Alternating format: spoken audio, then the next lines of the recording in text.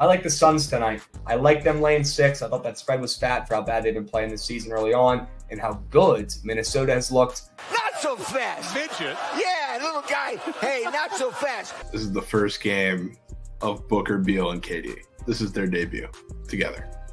Yeah, that's fucking deep. Fuck Bradley Beal. He is the worst.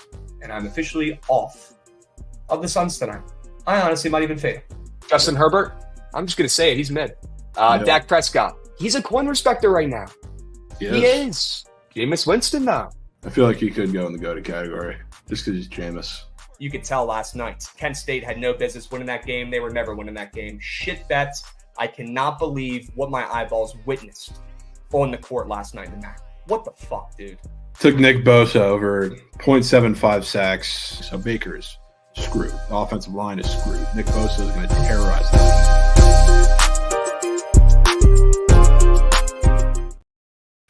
What's good, chat? What's good? How we doing? BTL episode 363 today on a wonderful Friday, brought to you by SeatGeek. I know a lot of you guys are going to some CBB games. We got college football conference championships this weekend. And if you are getting tickets and headed out, boots on ground, make sure you're using SeatGeek, code BOOKIT, $20 off your first order. But how we doing today, chat? Yeah, for the 50th time, this is not Trent because this is not his stream because he's not here. Don't know how many times we got to say it, but hold the fry. Hold the fry on a Friday, of course. Yes. Happy birthday. Thank you for the wishes. My 363rd birthday of the year. 2 more to round it out. But W's. How about the Thursday we had? The Thursday we had was beautiful, especially on the ice. We got a rare ice breakdown, full slate. We had the Jen on, broke it down pretty beautifully. It started and I guess finished a little bit with the squad ride. What we have on the screen, the Leafs Kraken, a little sweaty, but the Kraken got it done, forced overtime in that game. So beautiful. We got that over there, but I mean, we had a lot of good reads on the ice. Got a lot of tickets sent to us. Here's the Kraken game tying goal, which was huge. Didn't know if we were going to get it. They needed a little late third period magic to make it happen. So yeah, pretty great Thursday. I mean, we could go through. We didn't have best bets because we didn't have the graphic. Didn't get it made for yesterday. But I mean, if we go through a lot of these reads, I mean, Kraken Maple Leafs over was pretty beautiful. That Sabres Blues over that we talked about, that was probably second to our first read on the ice. This one right here was pretty air.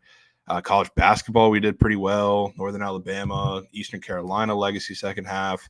So it was all pretty good. All pretty good for the most part. So excited about what we did on the ice. And yes, Mr. Wager, extremely wild sub message. That's insane. I don't even know what to say about that at this point. I really don't. But shout out Mr. Wager, W subs. And yeah, W to produce content on a Friday. That's what we're here for. That is what we're here for. Jared McCann for the people. Absolutely. And there's Trent. There's Trent, I bet. I absolutely bet BTL 3-0, 4-0 this week. Going for 5. So that's what we're here today to do. To go for 5. And while we're talking about how we're doing pretty well, we had a really good Thursday. How about the head-for-head battle or head-to-head battle with Krabs, king of the board? Feeling it right now. I did 2 plays yesterday. I added the Hornets plus 8.5 as well as the squad ride. Squad ride's been, I guess, the 3 of the 4 for the week has been my top 3 plays there.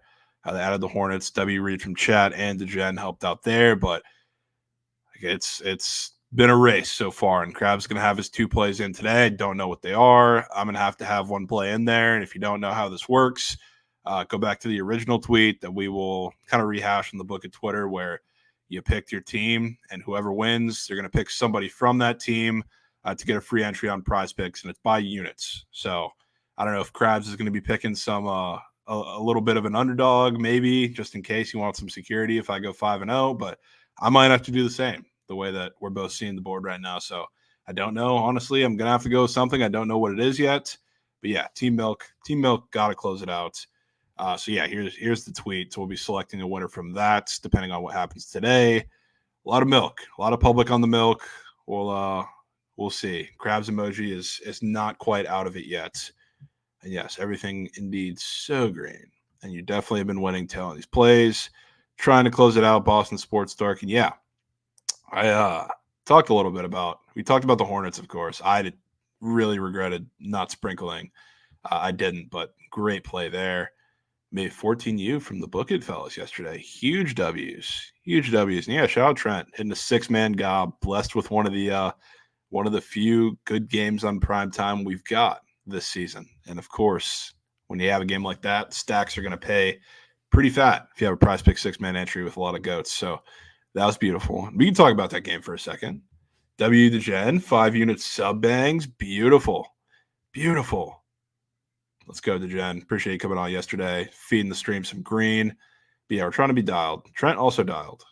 We can talk about this game, though, for a little bit. That game was awesome.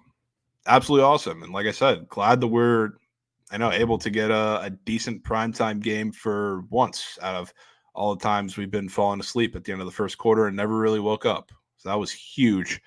Both offenses were fantastic. Both defenses were pretty terrible. Deron Bland, burnt toast, literally a Trevon Diggs clone. He gave up like 200 yards, but at the pick, so it looks a little better than he was, but he was getting absolutely torched the entire game.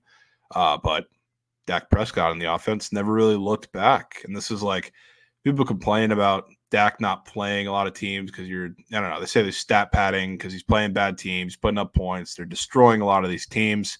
So now that the Seahawks have lost the Cowboys, everybody's going to count them as a bad team. It's just kind of what the narrative is. But he couldn't rely on his defense to win that game against any offense because they were not getting a single stop. That offense had to do everything. And to be honest with you, Tony Pollard and the running attack, which you wouldn't expect to be great against Seahawks run defense, that's pretty respectable. It wasn't really there for the most part. So Dak had to win this game pretty much by himself, and especially when you got Deron Bland over here making the one play that he made the entire game, of course, the pick.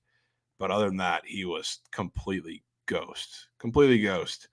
So yeah, a lot on the shoulders of the offense. And I think after a big nationally televised game, which I guess Jalen Hurts and the Eagles have had for a couple times now, whether it's nationally televised or you just have the big game in primetime afternoon slot like the Bills, now everybody's starting to finally wake up. They weren't convinced after the last couple weeks with that because, playing the Commanders wasn't impressive, whatever. They've been playing a couple bad defenses, bad teams.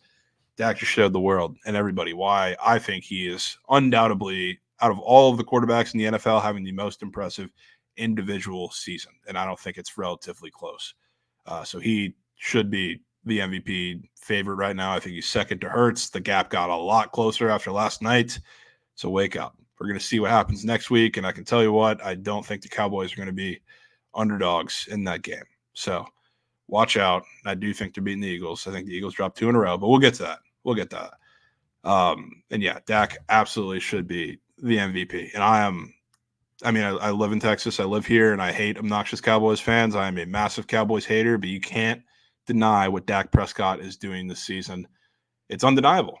And as much as I don't want to say that he's in a bad situation, because obviously that is not the case, but talk about Jalen Hurts. I don't know why he's the MVP favorite. Like, the Eagles are the better team. I would say, like, top to bottom, they've been more impressive. The offensive line especially has been more impressive. When you have Christian, like, even if you talk about Brock Purdy, they use the excuse that Brock Purdy's in a Kyle Shanahan system. So he has Christian McCaffrey, a lot of weapons. He doesn't have to do much. It's kind of the same role Jalen Hurts has been in for the majority of this season. People don't really want to talk about that, but Dak hasn't really been in the same situation. He's made a lot of plays, and anybody who's watched Dak Prescott, regardless of if you actually had something to hate on like last year, you can see just a massive difference in his play all throughout this season. But I mean, especially as of late, the thing Dak Prescott, I think they said it on the broadcast yesterday, it might have been Ryan Fitzpatrick.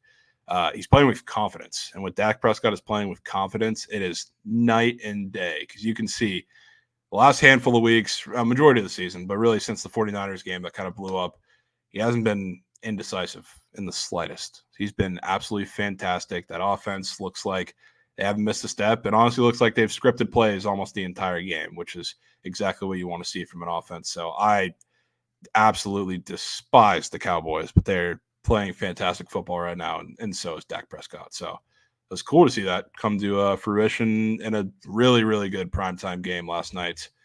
And no one has won an MVP without winning the division. That might hold him back. 100% agree. 100% agree. I don't think he's going to be the MVP, because the narrative behind Jalen Hurts and the Eagles is kind of suffocating and ridiculously annoying, but he should be. Realistically, Christian McCaffrey should be the MVP, but it's a quarterback award, so I'm not even trying to fight that battle. The best individual season from a quarterback right now is from Dak Prescott, and it's not close. Not close. And yeah, there we go. The brotherly MVP. The brotherly MVP.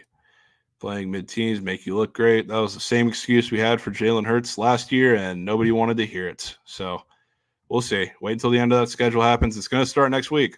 And then I guess the teams they beat will automatically become bad teams again, and nobody's going to be good that's on their schedule just because they beat them. So yeah, shout out the Cowboys. They're playing great football. I hate Dak. I hate the Cowboys, but I can't deny it. But this week we got, starting today, can move right on to a little bit of college football, because it is conference championship week, and one of my favorite things that we have in conference championship week is the couple of Friday games, which usually it's been the Pac-12 the last couple of years, and now arguably, I don't know, I guess you could say Alabama Georgia is a better game, but this is probably the most exciting game in my eyes that we're going to have this season, regardless of what happens, spread wise in this game. Are we getting a Hail Mary edition? I haven't decided what we're going to do for that. I'll definitely consult a little bit, but I'll take the lead. We're going to craft it off stream later. But yeah, we'll talk about that. Having Oregon to make the college football playoff and national champions ticket to a head state if you need it, of course. If you need it. And yeah, we got to lock in. This is time to lock in. First, we can talk about this New Mexico State game a little bit with Liberty. At first look, Liberty has been so dominant to the point of where I think this is somewhat of a defensive game early, which you can't really say that that's been the case with Liberty almost ever. But at the same time, I look at New Mexico State catching double-digit points in a conference championship game after, they just beat a team that took Alabama to the wire and should have beat them. They absolutely destroyed them on the road 2 weeks ago, really the week before that game. So I'm getting a little bit of second thoughts there. Plus, I don't really want to fade Liberty. They've just been so dominant. If you're fading them, you're down coin. We did it a couple times, I think, in the midweek game edition of things, and it doesn't work out well. So, that's just a game that I probably want no part of. I still lean to Mexico State, but that Auburn win is really making it difficult to push the button. So I know, talking NMSU respects the under, absolutely, and I tell you they're going to play a lot of ball control in this game because you really can't afford for Liberty to have the ball in their hands the majority of this game. And New Mexico State or Liberty, sorry. I mean, the ground game is dominant. Caden Salter in the ground game himself is dominant. I don't think they can afford to let that offense and the firepower they have on that offense stay on the field for as long as they're capable of. So maybe the under. It's just that game is so tough. That Auburn game really kind of throws everything off for me. So New Mexico State or nothing, but I really, really don't want to play that. Really don't. Really don't. Main event game, though.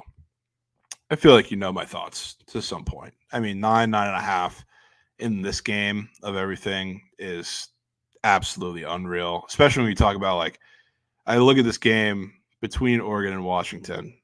Obviously, the first one happened, which Vegas was spot on. Depending on what line you got, a lot of people got -3 for Washington, which the game ended up right there with a 3-point win and the field goal. Vegas had a good grip on that game.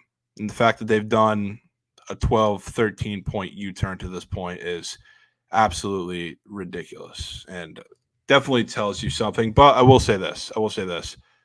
It is a little obvious to the point where maybe you have the squares hopping on. Plus, I think your best angle in this game might be a live bet because I don't think Washington hangs in this game come the end of the fourth quarter. But at the beginning of the game, I think there's going to be no shortage of offense. Like this Washington team, especially right out of the gate, I think they're going to trade punches in this game. So if you really want Oregon, but you're scared to play the -9, I don't think it's a bad idea to hop into the game live. As much as I really like this Oregon defense today to do something against Washington, especially the way that their offense has looked shaky at times the past couple of weeks, I think you definitely have some room, some little wiggle room because I think they're going to put up points. That's no secret. We have a 65.5 total. Honestly, might be a touch low for what I was expecting in this game. Maybe it leans into Oregon and their defense a little bit. Front seven for Oregon is a lot better than people realize. The corners, too, they actually make plays on the ball. And if you've watched Michael Penix the last handful of weeks, really the entire second half of the season, I don't know if I've seen a quarterback get bailed out more than him and a lot of bad throws that he's just thrown up to his receiving core. Obviously, you got Rome Odunze, Jalen Polk, Jalen McMillan, all guys that you can just throw the ball up and give them a chance. So he's taking advantage of that, really simply. That's the way to put it. I don't know if you're going to get the same level of that against Oregon, but with that said, it's not like they're going to be dominant in this game. So like early, I think there's going to be scoring. Then if Oregon is going to pull in the way in this game, which I do think they're going to do, it's going to be in the second half. So if you see these teams trading punches early, don't be afraid to get a live ticket in. Definitely Tez and Bucky Legacy. And yes, Washington team total, very, very low. Very, very low. And yeah, Tez and Bucky Legacies, 100%. I love Bucky Irving. I think he's going to do damage. I took him in the first game. It was more of the same that I'm expecting in this game. But I really like Tez Johnson, I really don't know what's changed for him in the second half of the season. Not that he hasn't always had the talent, but he's been just so much better, and he's built a little better of a rapport with Bo Nix. Obviously, you have Troy Franklin in there, who's one of the most talented wide receivers in the country, but Tez Johnson's becoming that second option, and he's kind of taking a hold of that in the second half of the season, and I don't think anything's going to change against Washington, especially when earlier in that Washington game for a bit, like when they're successful defensively, maybe third quarter, start of the fourth quarter for a little bit, they're shading all their coverage towards Troy Franklin. And not to say Tez Johnson didn't have success in that game, but I think with the way that Tez Johnson is kind of building this rapport and with the kind of attack that I'm expecting with Oregon at the lead in this game, I think Tez Johnson is pretty clearly the guy to attack over the middle of the field, especially where Washington's been very, very vulnerable. And I think he's going to be more over the middle of the field, more so than Troy Franklin. Somebody asked why Tez over Troy Franklin. He's going to be a little over middle of the field, more so than Troy Franklin, I think, in this game. And if there's any hope that Washington's defense is going to be competent in this game, there's going to be some down and distances that they're going to have to load the box just a little bit, which is a dangerous thing to do against Oregon team. But with the way that their offensive line and Bucky Irving is going to dominate at points, like they don't have a choice. So I really would love to take Tez Johnson, that fact included. Yes, I do lean the under, absolutely. Because I think Oregon's defense locks in the second half. I don't think we see this kind of constant shootout for the entire game. Maybe early we do, But again, like I said, Oregon's front seven is much better than you think, and a lot of people give them credit for. They're going to put pressure on Penix like they did early in the first game. And when Penix is under pressure, especially in the second half of the season, really since that game when Penix has been under pressure, he's been awful. He's been awful. And the times that he's gotten bailed out between the Oregon State game, even between last week and the Apple Cup, he just throws it up to Rome Odunze or Jalen McMillan or Jalen Polk, and they catch passes that should have been caught. There's also about 3 dropped picks that he's had in each of his the last 3 games. Oregon's going to make plays on those balls. So, yeah, people do forget Washington scored none in the second half against the Beeve. They're very fortunate to get out of that game because of the safety that was snapped over DJ Ukulele's head. So I don't think Oregon's defense is as good as the Beeve, and it's a much easier spot than going to Corvallis, but that's tough. That's tough.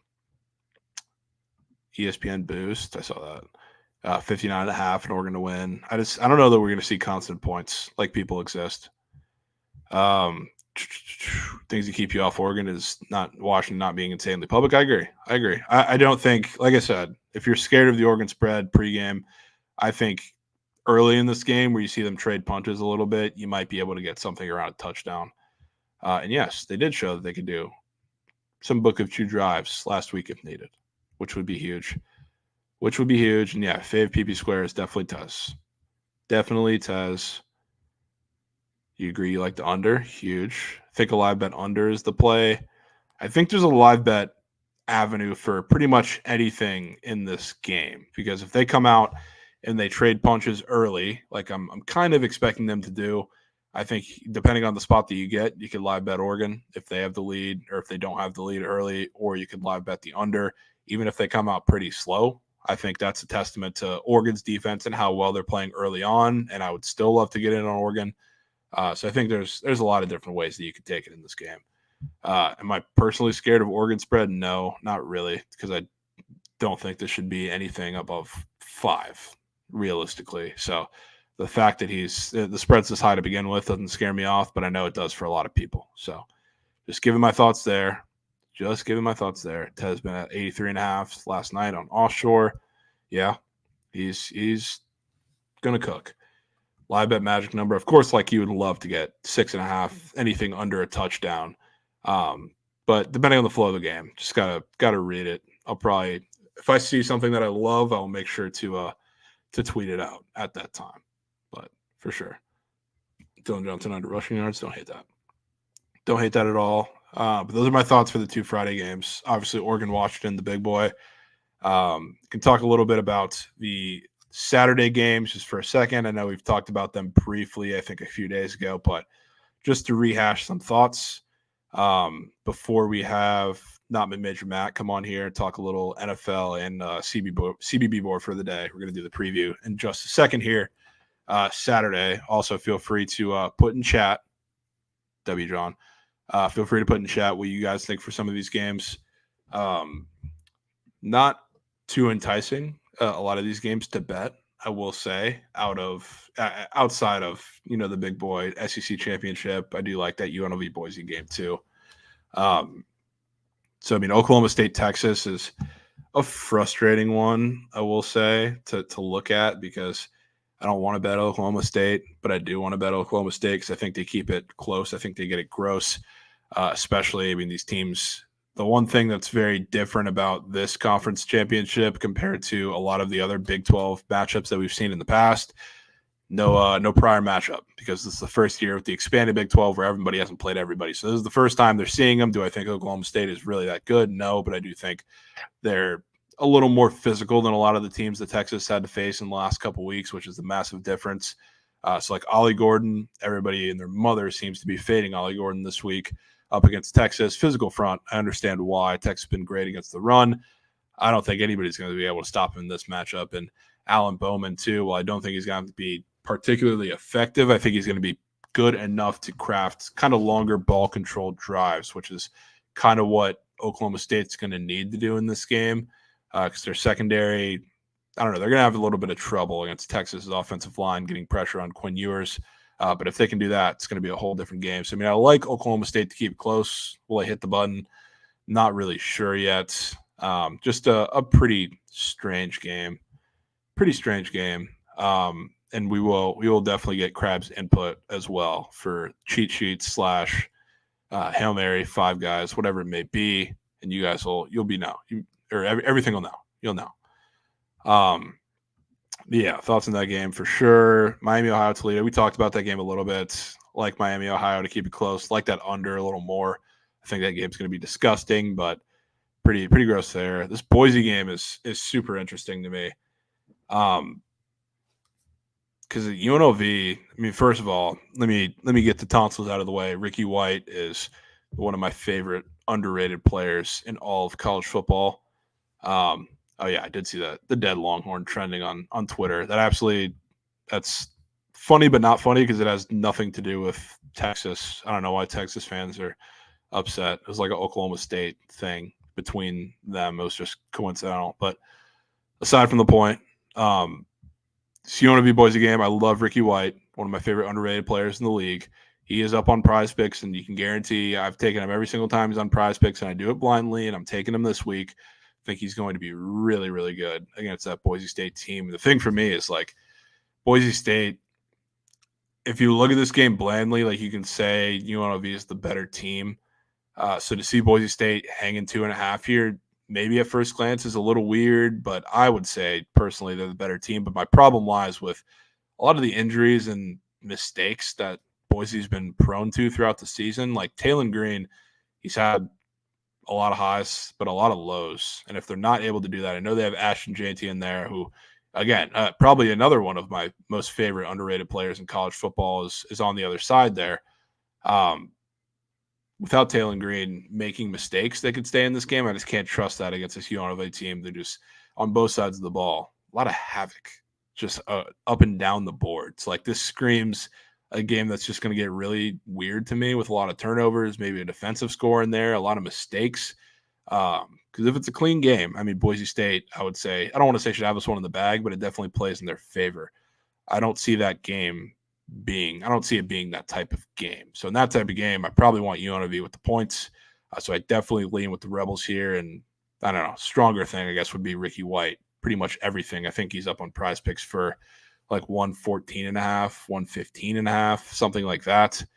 So yeah, that will be all over him. Big time players and big time games. Love it. Yeah, that number's been trickling up by a yard or two for the past handful of days. He's just a monster. If you haven't gotten familiar with Ricky White, you're probably going to this weekend, or you probably should. I know that's at a unfortunate time. I think it's the same time as Georgia, Alabama. But yeah, Ricky White is a monster.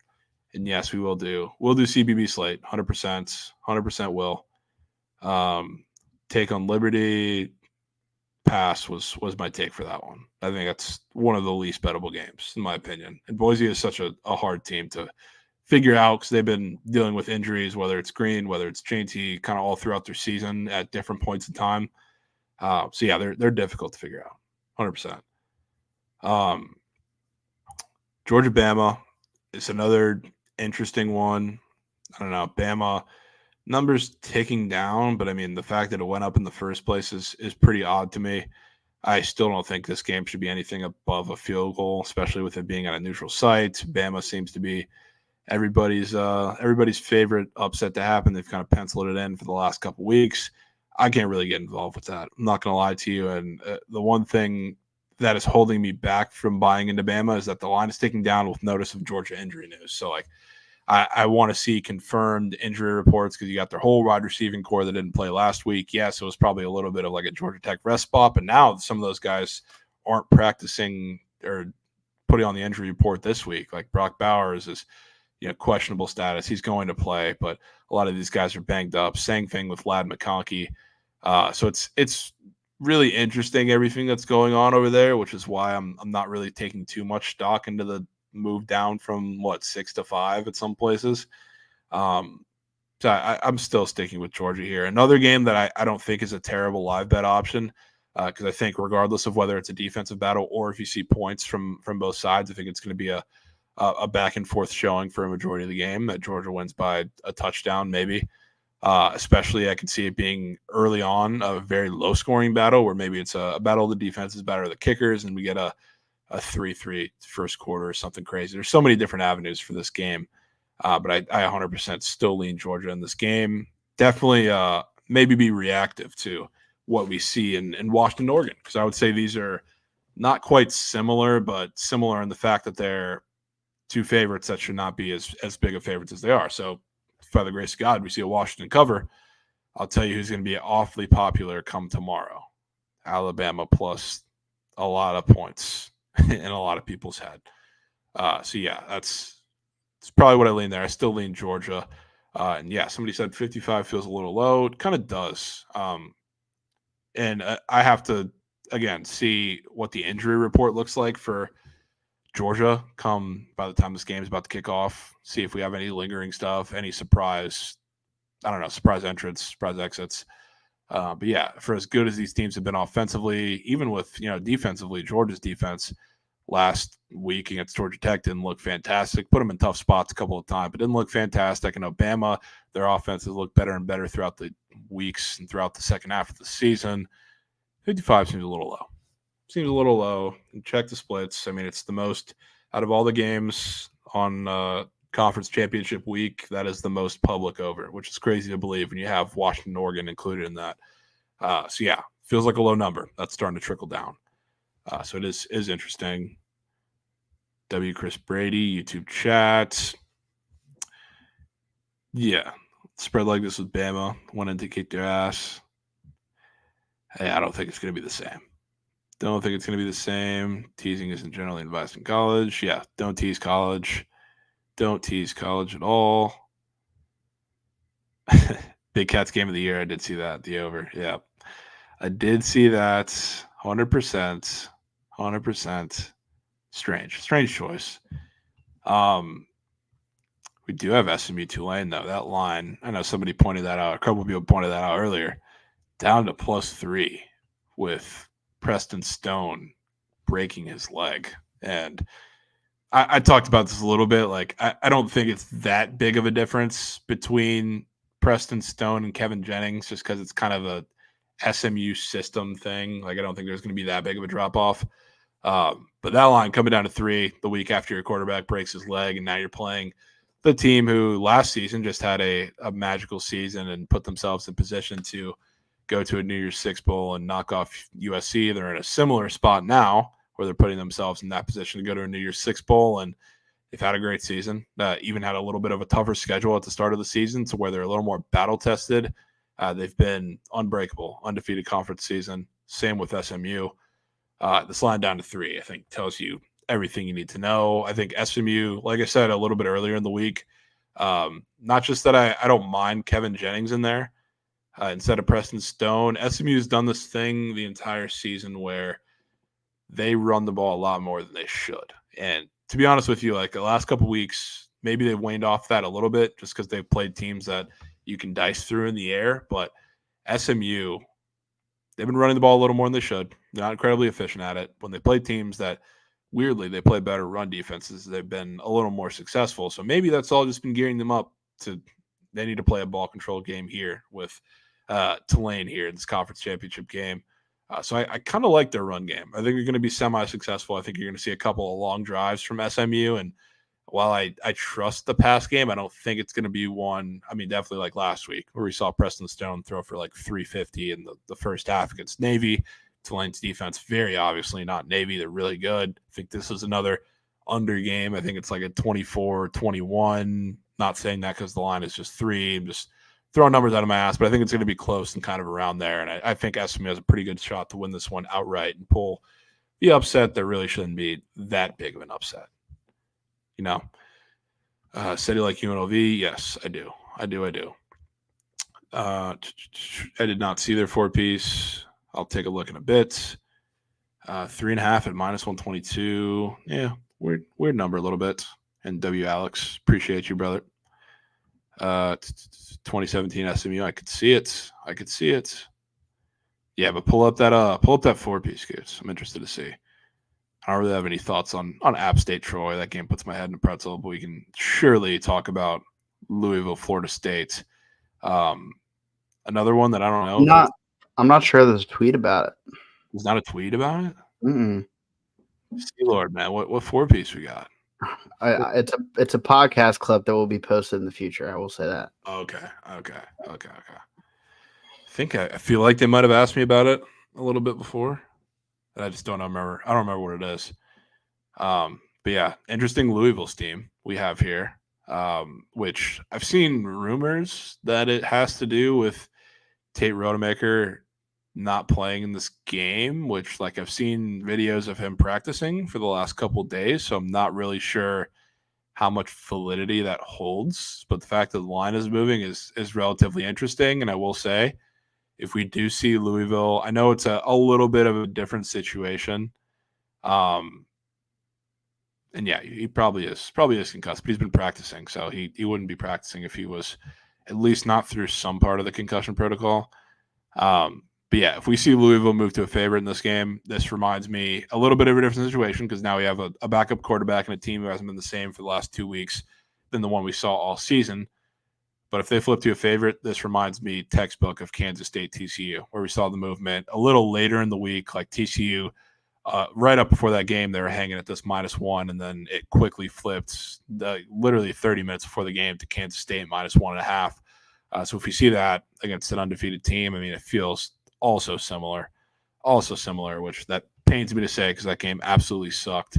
But it feels similar. So, I mean, I still like Louisville in this game. It's kind of a balance between wanting Louisville as far as making the read and wanting it more so for wishful thinking because I think everybody's on the same page that, well, FSU, if they go undefeated, they're deserving. They're just going to get shit pumped in the playoff. It's tough to say. It's tough to say anything about it because, like, they deserve it, but I would love to make it so they don't. I would love to do it because, I mean, we've had in the playoffs, last year was the one exception. There's, at minimum, one terrible game pretty much every season. Like I said, last year we got 2 great games for the first time ever. If FSU is in there playing, I guess, either Georgia or Michigan, you can put that automatic minimum 1 in there. So, I mean, I would love to see this game with Jordan Travis. He's obviously not playing. Would love to see him in the playoff with Jordan Travis. Can't happen. I do think it's the Cards. And then I'll save the boring game. I think everybody has the same thoughts there. I'm not any different. I'm not getting cute with Iowa. I think I just might play the under in this game because obviously the defense is fantastic too. Numbers started to tick down a little bit. I think Michigan is going to put up like 30, 31, 31-0, something like that. So probably under there for me. But now we have not my Major Madden here. We can get into the NFL preview very quickly and talk some stuff for the weekend. Go ahead and play the clip and bring them up, kids.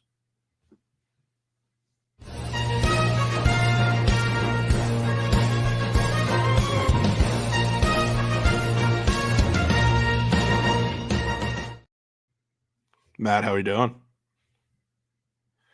Oh, I think Goats are so muted. So muted. You can leave and come back in. We'll bring you back up. But I'll start the talking. Can you hear me? There we go. What's Huge. up, brother? Good morning, good There we go. afternoon to everybody. Huge W's. Definitely going to start this NFL preview for this week. Excited to talk a little bit of ball with you. Okay. Which I'll let you go first. Favorite of the weekend is Kansas City in primetime. Yeah, that's pretty gross, huh? So I have found pretty good success this season in finding the quote unquote sharp home dogs where it feels safe to take the points. And the Packers feel like that this weekend for sure. You know, if I'm sure you recall the last game on Thanksgiving blew out their division leading opponent on the road. Jordan Love probably had his best game of his career. Everyone's talking about him again. Everyone's buying back into the Packers. Still, nobody likes the Chiefs team, but I am a big believer in this Chiefs defense, and I have turned the corner. They have burned me once this year, and I watched them play 3 times, and I've learned my lesson. The Packers feel very fake sharp to me. DJ put it a really good way. So, Javon, an actual question for you. As of right now, when the line opened, would you feel more comfortable laying 7 with the Chiefs or getting 7 at home with the Packers? Definitely getting the touchdown at home with the Packers. I agree. And, you know, I understand the teasers and money line parlays that people talk about. I get it. But do I think that money equates to any of the quote unquote sharp, wise guy whale money that would come in the Packers at +7? I don't. I'm not saying I'm better than them or smarter than them, but the money that's already bought in the Packers has bought the Chiefs line to a point where I'm very comfortable with it. I don't think the Chiefs do anything on offense today. We saw Jordan Love early throughout the first 10 weeks of the season. Jordan Love was one of the worst accurate quarterbacks in the league. All of a sudden last week against a terrible Lions defense, Javon, he was fantastic. And that's great. The Lions play a man defense and they're terrible at it. The Chiefs play a man defense and are really fucking good at it. They also don't have to blitz and they still get pressure up the middle, which Jordan Love does not like pressure up the middle. I think this is a terrible recipe for the Packers today. And I think the Chiefs, I don't think they score more than 17 points. And we'll get to that later, but I think the Chiefs win this pretty easily. Yeah, I'm down for that. Definitely a little zigzag spot after what we saw from the Packers, or everybody saw from the Packers on Thanksgiving. So I'm with you. I'm on the Niners, of course. Yeah. It's a line I couldn't get away from. Line you can't play. Can't. Truthfully, like I wouldn't mind laying the 3 now. The reason I have the ML is because that's what I locked in a little earlier in the week. So I don't want to talk about anything I don't have coins on. But the Niners in this spot against the Eagles, where they're up to -3 now on the road, give me a break. And as much as I talk about Dak Prescott clearly being the MVP over Jalen Hurts right now, like it's not because I don't have respect for the Eagles as a team. It's actually because I have more respect for the Eagles as a team. And I think they've been just that good to the point of where Jalen Hurts really hasn't had to do that much. And this Niners defense is starting to kick it into high gear. They're playing fantastic right now. They're going to put pressure on Jalen Hurts and force him to win this game for a little bit, because realistically, the Eagles' offensive line has been able to be dominant in the last couple of weeks against a lot of these teams. It's not going to be the case against this 49ers front seven. So this is going to have to be a game that Jalen Hurts has to win. And the way that this is worked out kind of in a weird scheduling spot in between a couple of big games, I don't think this is the one to do it. So if you want to go ahead and take the points, take a field goal with the Eagles at home, be my guest, because I can tell you right now that is not paying out. Not paying out. So. I would agree on that point. It's either the Eagles are going to either win straight up or lose by 10 plus. It's the 3 won't matter in my opinion. Yeah, not at all. That's why I wanted to make it very clear. I would lay the 3 if I didn't already have my bet at -130 on the ML in from a little bit earlier. So that's what we like. Favorites. We can go to the next one, Goots. I don't even know what the next one would be. Upset alert. You like the Browns this week? Unfortunately, I do. I mean, I just talked about last week. I don't know how many Browns game you've pressured yourself to watch this year, but Kevin Stefanski, man, his game plan has been dog shit. He's allowed Dorian Thompson-Robinson to throw 40 times a game. It's not good. I know you're a big fan of Jerome Ford behind the offensive line. They don't fucking run the ball for some reason, which is very upsetting to me. That being said, I don't know how you make the Browns a +5 opener, now at 3.5, now at 4, teetering around that number, after the Rams just shit on the Cardinals, after Myles Garrett is most likely not going to play, or if he is, we know he's injured. We know he was useless last week in the second half of the Broncos game. With Joe fucking Flacco starting, I don't know how you make this line what it is. The Browns defense isn't that good, but what it tells me is the Rams offensive line is that bad. And I think the front seven, even without Myles Garrett, gets home, and the Browns have a good chance at winning this game easily. Yeah, that line looks a little weird to me. It's just like, I don't know. If this was a fully healthy Stafford and receiving core at this point in the season, I'd feel a little bit more comfortable with them at home, but it's not really the case right now. So if the Browns defense is locked in, Flacco or whoever it's going to be, won't have to do all that much. So I don't hate that one. I definitely don't have the stones like you to take that, but I'll leave that to you. Go with the commies. More stones. Yeah, I can see it. Which I mean, realistically, this is a favorite dog play, but I don't think you're going to win this game. But I think you can get it within one possession here because it's kind of a zigzag spot. This feels pretty similar to a lot of people on Saturday or last Saturday getting cute with the Jets at home against the Dolphins. That ended in a blowout. A lot of people were pissed. And then same thing, a lot of people took the Commanders with the points on Thanksgiving against the Cowboys. That game was close for about 2 minutes and 30 seconds. So coming back in a game with a relatively high total, they're expecting a little bit of weather here. I think both defenses kind of match up a little better than people really think in this game, especially like the Dolphins, which not the point of the commies bet, but I think the Dolphins defense, the way they've been playing the last couple of weeks, one of the more underrated units in football. So I think this game is going to be a little less explosive driven than a lot of people kind of realize and see, which, yes, you could argue is not fantastic for the Commanders offense, but it's not really good for like an old fashioned Dolphins shootout game either. This kind of reminds me of maybe what we saw 2 weeks ago with the Raiders in Miami.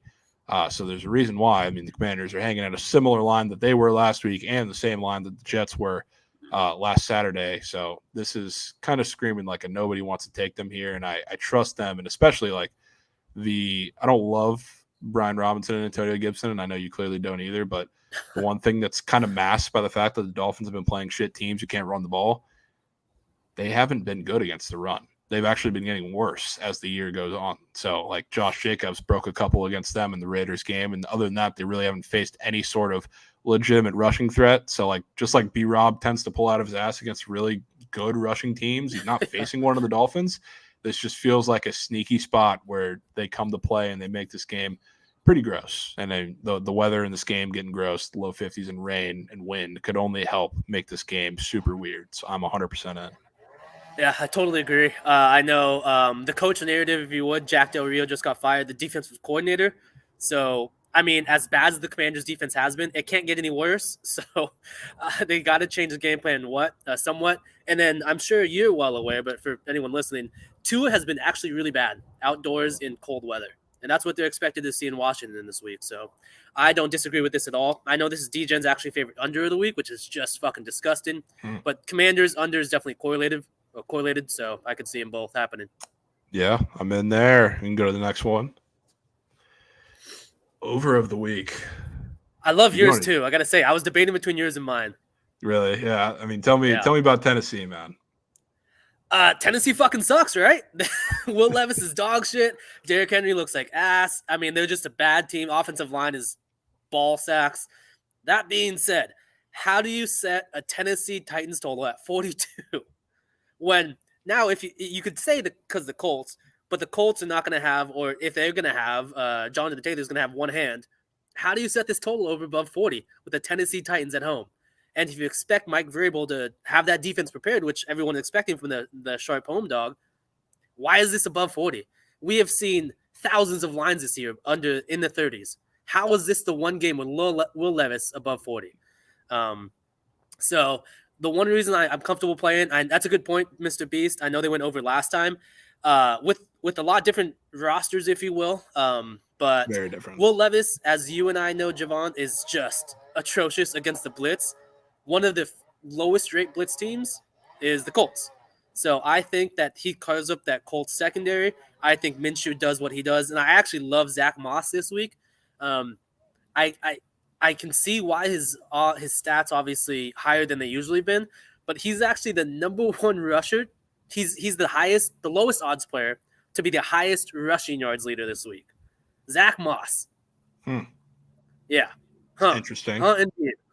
Exactly. Yeah, and it did also. I just looked this up too. Total was 43 in the first one, and it went under. So false comment there. I got fake banged. But... Yeah, you got fake banged. So I mean, could make you feel even better.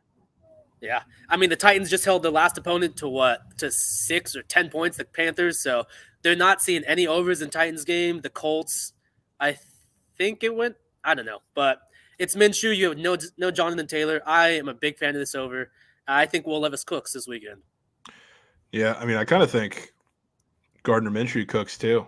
Which why not? He cooked last week. It was a little inconsistent, but weirdly, whenever I see, and I won't say names, but there's a guy on the Green tracking app who tweets out interception plays, and they're always the ones that we take unders on because he always wants the plus money ones that are extremely obvious. And a couple people agree that it's Gardner Minshew this week, who is minus 140 to not throw an interception after the ridiculous stretch that he's been on the last couple games. And obviously, I mean, last week against the Bucs, at times some of those throws were god awful. So I mean, I love Levis in the offense this week, but Gardner Minshew, just looking at his lines, confused the hell out of me. So I would love to get in this. I'm kind of with you there. I went with this card Steelers over, which love it.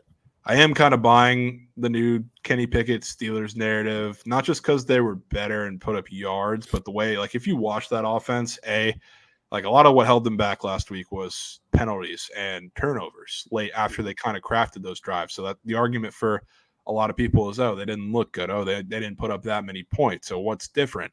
If you watch that offense, a lot is different. They used the middle of the field more, which is why Pat Freiermuth kind of rose from the dead last week after not being a factor in this offense, which I don't really love maybe what I've seen out of like Deontay Johnson's usage, but I think everything with the wide receivers is kind of going to shake itself out. But they're using the middle of the field against the Cardinals team that gets gashed in the middle of the field. They're going to have success. The Cardinals also get gashed in the run. So Najee Harris is going to have a great day. I've seen the stat floating around about how he somehow has the most explosive carries in the NFL over the past the most 20-plus yards, which is insane. most 20-plus yard runs, which is I don't even know how it's a thing, but he's going to have a day. And Warren's going to have a day. A lot of people were on Jaylen Warren last week, and he didn't do much, if anything, for a majority of the game. So I think he bounces back and has a massive day. But as we do know, and I think DeGen's the one that pointed out, Kyler Murray's at this like 5.5, 6 number. He's been fantastic, and I think the way they're going to stay in this game, especially after offensively falling on their face last week, is going to have to be with their offense. So like I don't think the Steelers defense in this matchup is going to be fantastic, and it especially raises an eyebrow looking at this total when you see all the injury concerns that the Cardinals have on the offense, whether it's Trey McBride, who I think is expected to play, but he's been a massive part of that offense. Obviously, Marquise Brown is a little banged up too. I think James Conner is having issues. So like all guys that I think are going to play, but they're all not fully healthy. So when I see this total, and I mean, the Steelers are a little bigger of a number, I guess you could say, than you probably would expect. That's what's giving me the confidence to back their offense, but I don't think the Cardinals are going to fall flat in this one either. So they're putting up points. Totally agree. Last time the Cards were +5, 5.5 dog. It was against Houston. That game went under. If you have a weird brain like me, you like to correlate that stuff. So this is the same spread. This game should go over by that means. But yeah, I completely agree. This was the other over I was debating on. Opened at 39, at 41 against a Cardinals team that just scored 8, I think. Yeah. And I think last time, if you remember, last week in the space, I think you were there. Peter talked about, because he's a Rams fan, I think he lets everybody know that every single day. But he was scared because he said that the Rams have a terrible red zone offense, which they do by stats. Yeah. Numbers-wise, the Cardinals have a historically bad red zone defense. So the miscues that the Steelers saw last week, they shouldn't see this week. I agree. I like the over as well. I'm with it. Let's talk about some unders. Get to those. Snooze fest. Back to the Rams game for you. Yeah. This, again, correlated with the Browns. I don't know if Joe Flacco cooks the Rams secondary, but it does feel like after Kyron Williams had the best fantasy day ever, that if behind the offensive line, the Browns just kind of handle him, and both teams struggle on offense. I don't see either team getting above 20, so I'm very comfortable taking this under. When the Rams just scored almost 40, and the Browns just gave up 29 to the Broncos, so I'm okay playing this under. Yeah, I mean, if you need I know Goots, you got to come up here and tell us how you feel, man, about Joe Flacco, your boy, starting for the Browns. Yeah. I mean, it sucks. I hate it. I don't know if you know the comedian Stavy, the Greek guy. I don't know if you've ever seen him before, but he, like, in all of his videos, he just talks about Joe Flacco after the Ravens winning. He's like, Lamar will never be at Joe Flacco's level. But he's pissed. Like, he's so pissed. I mean, I don't want to see him in that uniform at all. Like, that's my only thoughts. Is like, why? Okay, so that being said, would you rather have PJ Walker? Well, no, it's just I'm a Ravens fan. He's a Ravens fan. I don't want to fan. see Joe Flacco in a Brown game. I got it. It's just a weird thing. Yeah. Shit. So what are you gonna do? What are you gonna do if he leads the Browns? I'm not gonna watch a couple massive wins. I don't know. I honestly don't know how I'm supposed to react to this. You're just gonna be pissed. Yeah, you're being pissed. I mean, into a division win. I guess I have to root against him, right? Yeah, you kind of have to. No, yeah. No, you got to root against him. I have. You have to. Yeah, he is a petty. You know, he's like the top 30 in passing yards all time. I mean, yeah. Look at this. People forget Super Bowl MVP. People do forget. I don't think anybody forgot that.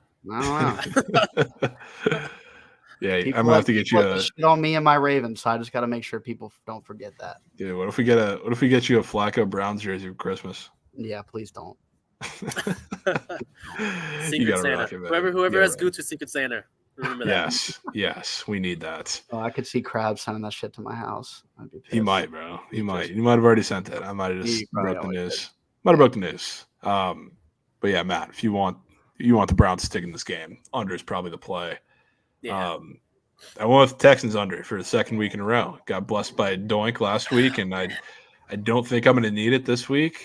Partially, I mean, I am fading. I like the Texans in this game, and I think a lot of it comes down to their defense against the Broncos, who just had a really good performance against a really good Browns defense. I think a little of it comes back to a head this week, going on the road to play the Texans. They're laying that 3.5 number. So like whenever I like the Texans, it's not that I don't like CJ Stroud in the offense, but like when I respect them in certain spots, it's because of the DeMeco Ryans defense. Like I love that spot for them this week, and I think they lock in similar matchup to what they saw last week scheme wise with the Jags. So I think they lock in, but also like you can't ignore on the other side of the ball, this is going to be a Texans team facing a Broncos defense, which the thing that changed the Broncos defense pretty vitally was they played a lot of man coverage against teams that were very good against man coverage. So in this part of their schedule, they've shifted to a lot more zone, which the Texans are better at, frankly, but they're better when they have their full cast of weapons kind of behind it to decipher it. You're not going to have Dalton Schultz. He just got ruled out this week. Their best asset outside of Tank Dell against the zone. You have Tank Dell, but you're going to have Pat Surtain on Nico Collins. So that's a pretty limited field when you're talking about the Texans offense. And I wouldn't mind backing Tank Dell for talking prize picks or props or whatever.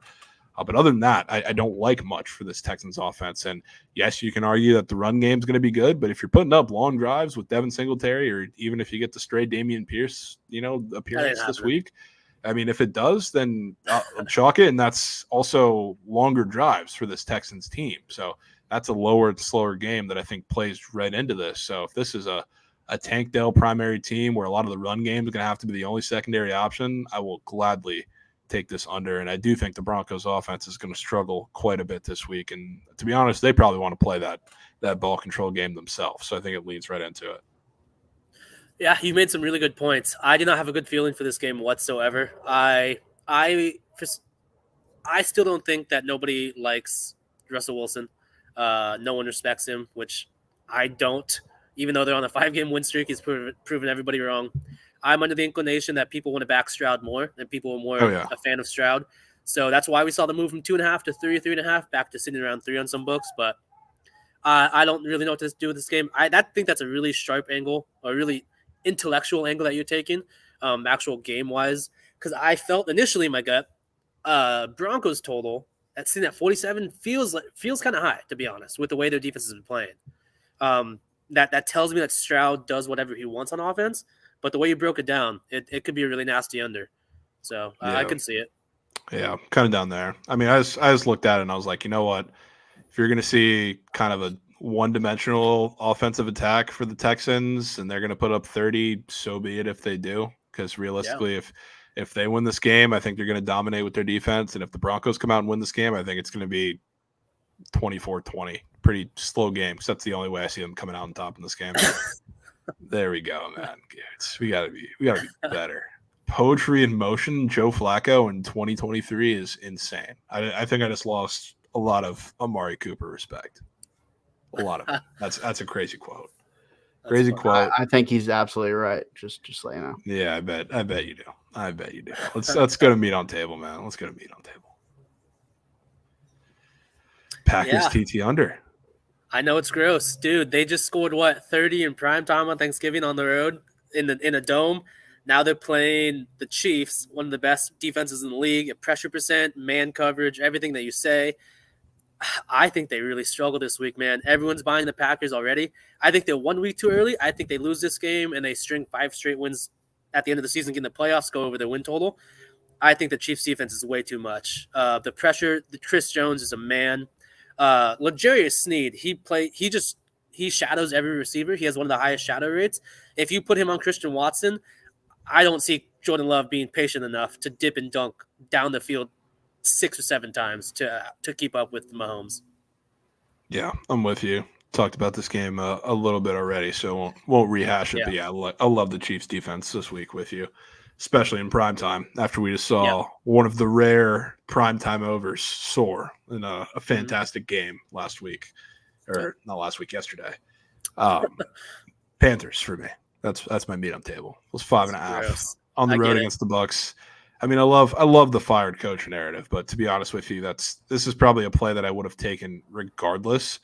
Especially like this is a rare, I guess, buy good news spot for the Panthers, which with the Bucks team that's as decimated as they are and in the situation of the season that they are, I'm willing to do that. No Levante David this week, no Devin White this week. I think you're going to get at least one of the corners back. If it's going to be Carlton Davis, I think Jamel Dean is also out.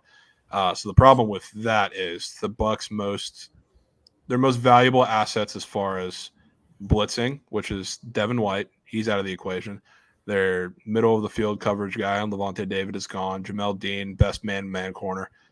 So all that's gone against this defense. Like, sure, you can say Bryce Young with that offensive line is going to get blitzed a shit ton, where he's been pitiful, and obviously the offensive line is terrible. But the Bucks blitz a lot; they don't get home a lot, and it's not just because they've been playing really good offensive lines; it's because they're not good enough. And even like last week, I was watching; they were sending the house damn near every time at Gardner Minshew, and they got home a couple of times and made him look absolutely ridiculous in the pocket, where he made a couple of bad throws, but a majority of the time they were just sending everybody, which is why Michael Pittman was wide open for 75 catches and 800 yards because the middle of the field was wide open and left exposed, and they weren't getting home in the blitz. So, like, Bryce Young, one of the rare times I'm going to say he's going to carve a team, he's going to carve a team. Adam Thielen and Jonathan Mingo are going to look like prime Randy Moss and Jerry Rice against this Bucks secondary. And for once, like, Bryce Young's actually going to have time to operate and an open field to throw into. So, like, as much as I think like Rachaad White has a pretty solid game, like every running back does against the Panthers, and Mike Evans is going to do his thing too. This is, I don't know, it feels very similar to the Falcons game in Tampa to me, which I didn't think you should be catching more than a field goal on either side, despite the situations of both those teams, as offenses are not good enough. But also, I mean, I think they won this game, to be real with you. And it pains me to say, I just think the Bucks, looking at that defense and how they've been playing and how decimated they are right now, this is a terrible spot for them in a game that, for like the division, they kind of need. But I mean, the Panthers have no reason to tank at this point because they don't have to pick. This just screams one of those that they fuck up for the Bears, and I think the Panthers won this game. Yeah, it's a really good point. I would never lay anything more. I don't even want to lay a field goal with Baker Mayfield, so I don't see how you can lay more than this. Yeah, and I mean, this is like, I was talking to some friends last night, some Square friends. That's the Bucks are everybody's survivor pick who has them left, which I thought was shocking. And not that anybody loves the Bucks. I guess people hate the Panthers a lot more. They have one win. So. Yeah, I mean, you're probably going to find out. And yeah, Jonathan Mingo, I can guarantee you, Mingo is going to have, I'm going to say this right now, the best game of his season so far. I guess that would be the best game of his career at this point against the Bucks. Yeah. Not saying much. He did like, I saw the toe tap video or not toe tap video from last week, which is funny because that was a hilarious play. People are ripping him for that, rightfully so. But he actually, like, throughout the course of that game was solid. I think he had 4 for 60 in that game. I think for the rest of the season, when they're playing teams that Bryce Young's going to be able to throw the ball against and secondaries against that he's going to throw the ball against, he's going to have a good day. So I will be sprinkling some alt lines on Jonathan Mingo. Yeah. I don't know how high I can go, but I'm going to go as high as I can.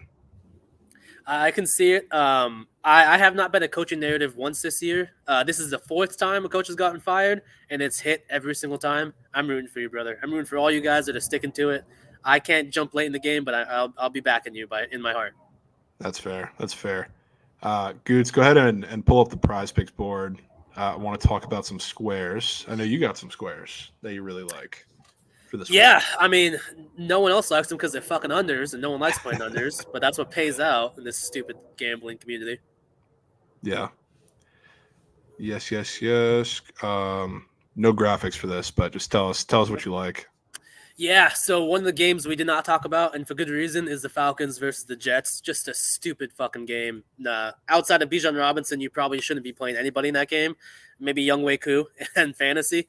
But Desmond Ridder is playing outside in New York, and most likely what's going to see rain. I don't see how he throws over 150 yards. His line's at 174. He's a 3-point favorite. The Jets have a phenomenal pass defense, and their run defense has some left to be desired, but their pass defense is phenomenal. They got broken last week after that pick six, so you get it. They look worse than what they actually are against the Dolphins. They're on extended rest. I think they put a masterclass on Desmond Ridder this week. I know you're the biggest Desmond Ridder fan, so what are your thoughts there? Yeah, I wouldn't say I'm the biggest fan. I guess that probably wouldn't be saying much, so maybe I am. But yeah, I hate this spot for him and the Falcons offense on the road against this Jets defense, which I think the Jets defense, I guess we've started to see it over the past, I don't know, handful of weeks. You look at the numbers, they're pretty overrated for the numbers that they've been putting up, but they're still very respectable. And against this team that needs a Ridder masterclass to win in this game, they sure as hell ain't getting it. So I love that play. Love that square. Take me to Philly. Yeah, so again, back in your boys. I think that, again, I didn't touch on it. I think the Niners are the right play. I just don't want to touch it. So good luck to you guys. I think that front seven, the Niners secondary, again, I've had issues with all year. They're fixing it because I'm sure you've read Shanahan is actually, when he went to the defensive meeting, he told Wilkes he's not allowed to blitz as much as he was because their secondary is not good. It's helped them a lot since they brought in Chase Young. They're getting the pressure naturally in the front seven. I think they absolutely manhandle DeAndre Swift today. I'm taking them under 50.5 rushing yards. I don't think the Eagles stay in this game, and with that narrative, I don't think DeAndre Swift does much of anything. I see him getting 8 carries for less than 30 yards and just getting game script out. I'm with that. I would love to take that. I'm looking for all Eagles fades, even though I kind of want to back. I'll tell you what I think about this game too. Like, as much as I love fading the Eagles this week, I think it's more so going to be, I just don't know if they're going to stop the 49ers offense. I agree. Yeah. Like, I mean, how pissed are they from last year? Yeah. I mean, they're pissed. They pulled out the excuses out the ass, which, not saying they weren't valid, but the way that they went about it was extremely annoying. Saying, I don't know, they're bitching for almost 2 weeks, even after the Super Bowl. But I think that offense pulls an absolute masterclass. I mean, I love some Brock Purdy everything this week. Haven't really decided on what, but he's gonna have a masterclass this week. But yeah, I've already talked about some of my props. Take me to Tampa. Take me to Jonathan Mingo. I think he's like 27.5, 29.5 yards. He is going to have, or 26.5, going to have a career day, which doesn't take much. I mean, he's going to get this in 2 catches in all likelihood. A lot of people on Thielen, and I don't mind Thielen. I'm probably going to play Thielen myself, but you got to figure out 50 different avenues to attack this Bucs secondary, especially when you're not getting pressure with really anybody against Bryce Young. The one time that you're probably going to let him cook. So you can count me in for Mingo, you can count me in for Thielen, count me in for a little stack maybe with Bryce Young. Not that I think this game is going to be kind of high scoring. Like I'm taking the same approach as I did with the Colts game, but it's obviously much lower numbers, a lot lower of expectation for points in the game. But I still think these are the guys that are going to do it, especially, I mean, Thielen off of that. I don't know how he got 2 yards against the Titans secondary. That it's beyond me, but that's not happening this week. And the thing, like, I like Mingo a little better than Thielen, partially because there's going to be no Carlton or no Jamel Dean, but I think Carlton Davis is trending towards playing, so at least he's going to see him. Not that he's that good. But Thielen is very good at finding soft spots in a soft zone. But a lot of these guys are going to cook. Jonathan Mingo going to be the best wide receiver out of Ole Miss after Sunday. Our man, Mr. B, says. That's a crazy comment. Crazy comment, but I'm with you. You could say he's the best wide receiver than any TCU wide receiver in the league right now, for sure.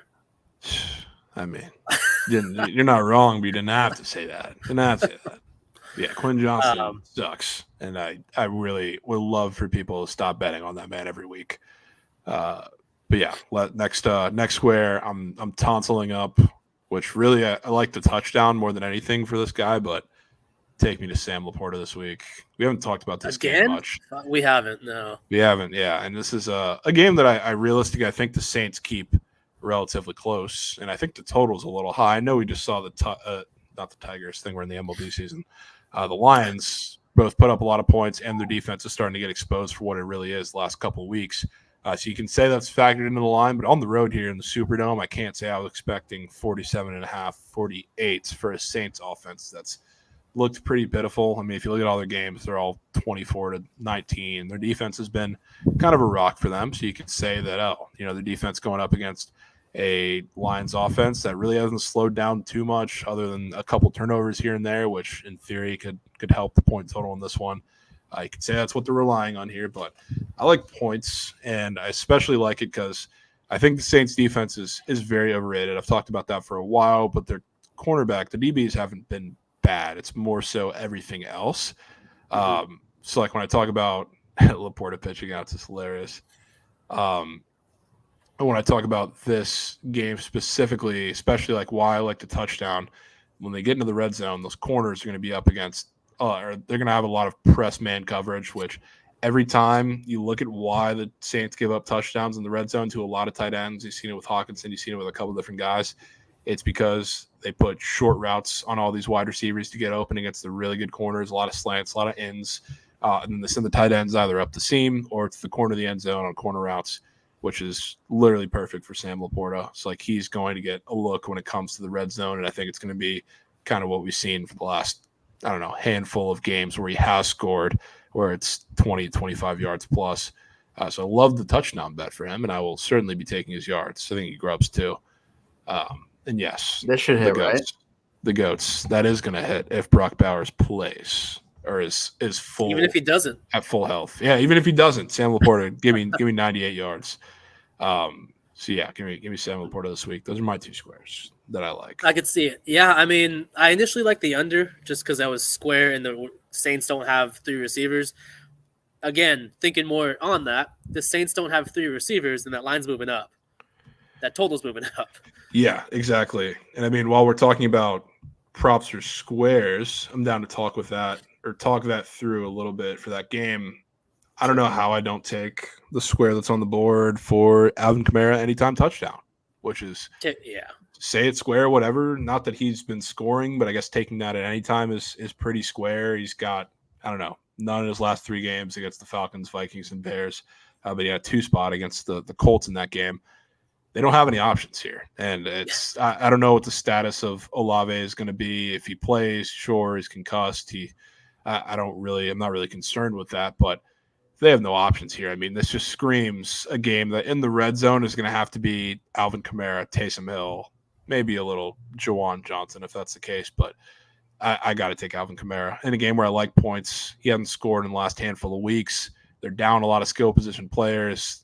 Against the Lions defense too, they're going to be vulnerable in Alvin Kamara spots. I would especially think like if there's a fantasy score that comes out for him a little while, like he's going to, which he does every week, catch a shit ton of checkdowns and balls. It's going to be triple that if everybody's not healthy come, Sunday morning. So like I definitely get involved with his receiving yards, receptions, or whatever combination of that, but he's scoring. I totally agree. He's also I don't know if you know this. The Detroit Lions, one of the worst tackling teams in the NFL. Yeah. So that absolutely helps Alvin Kamara in every way possible. 100%. So I think that's a majority of the NFL stuff, unless you have a game that you want to talk about that we haven't yet. I do not want to touch on the Chargers Patriots. I don't give a fuck about that game. Figure not. Again, not much to say about the Falcons and Jets. I don't think we see much going on at all in that game. Monday, I know you guys like talking about Monday, but I don't have much else there. That's kind of the entire thing that I like. I didn't disagree with anything that you said. I really like most of all the points you made. It made a lot of sense in the way I was leaning. It sold me on a couple of spots, so I'll have to keep looking into that. But who's your one team? If you had to pick a survivor, for anyone who's still lucky enough to be in Survivor, who would be your survivor this week? A little survivor pick. Well, I guess it gets dicey because I have to kind of project who people have left. That's what I'm thinking about right now. So, I mean, people, I guess, out of the shitty teams, because I guess that's what I was having a conversation with a couple of friends, and they all brought up that they were taking the Bucs. I